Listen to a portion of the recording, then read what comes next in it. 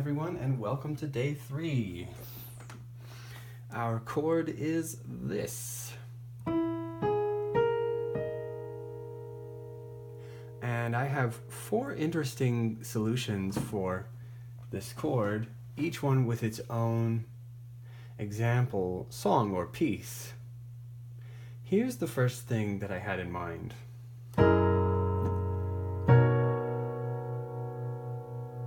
So what are these chords? We have an F sharp dominant ninth chord with an added 13th.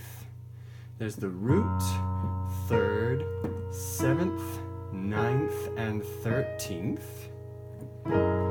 going to a B major 9 with root, 3rd, 5th, 7th, 9th. Now this got me thinking about a popular Maroon 5 song called Sunday Morning, and in the beginning you hear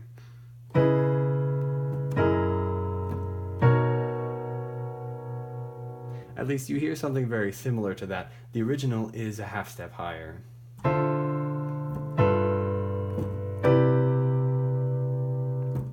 And as you may have guessed, this is a 2-5-1 progression. If we put it in, or if we take it down a half step from the original and use today's challenge chord, we have the following: C sharp minor 9, F sharp dominant 9 add 13, that's where I'm using the challenge chord in the right hand, and B major 9. So that's the first example I have for you. Here is the next one. In this one, I'm going to eliminate the E in the right hand and play it with my left hand.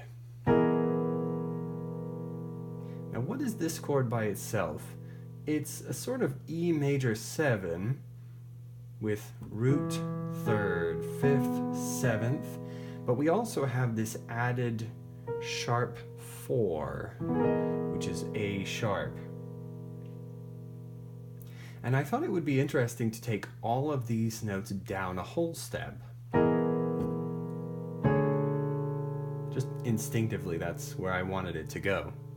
And that got me thinking about Jamie Cullum's version of Singin' in the Rain, in which he uses these parallel chords with added sharp fourths. Now in his version, it's a half step lower, so he uses, and he also arpeggiates it.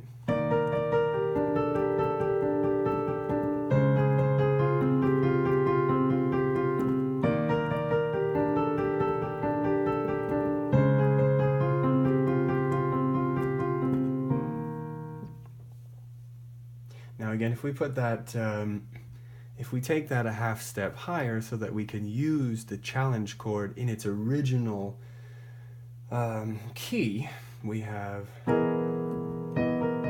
oops, kind of messed up that arpeggiation there. It's a little bit more difficult to do in this key.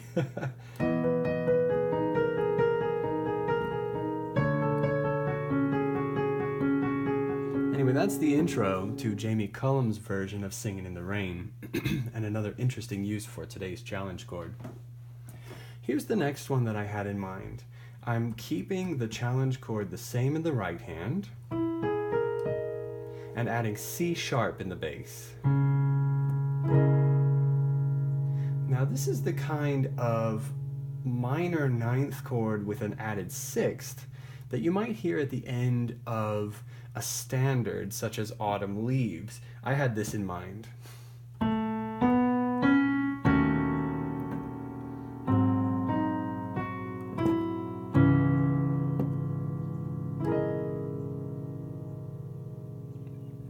It adds a nice touch to the end of the song. And that's just one example of how you could use it, but that was the first one that came to mind for me. Here is our final example of the challenge chord. Again, I'm keeping it the same in the right hand, but adding a different bass note, a C natural.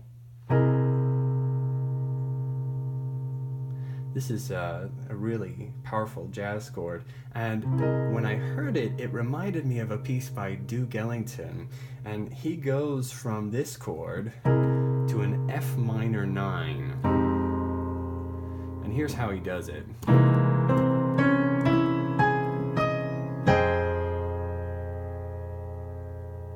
And if you're wondering what that's from, it's from a piece that he wrote called The River. It's from the second movement entitled The Meander. Let me do that again.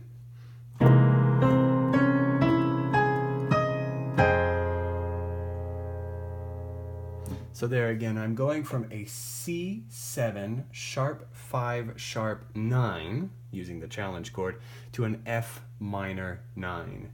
Those are the chords there. Well, that's it for today. I am definitely looking forward to tomorrow's challenge. Thank you again, and I'll see you soon.